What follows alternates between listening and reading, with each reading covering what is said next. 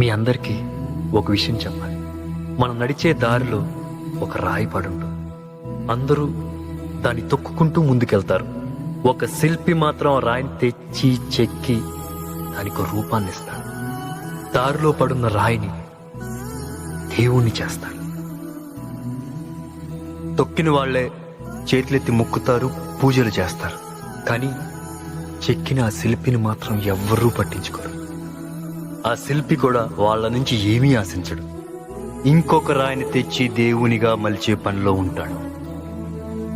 ఈరోజు నేను software, Sujatha IAS, Chandu writer, doctors, lawyers, engineers, ఇలా మమ్మల్ని చెక్కిన మాస్టర్లు మాత్రం అమాయకుల్లా ఎక్కడో వెనకాలే కూర్చుండిపోయి మమ్మల్ని ఈ స్టేజికి తీసుకొచ్చి గౌరవిస్తున్నారు.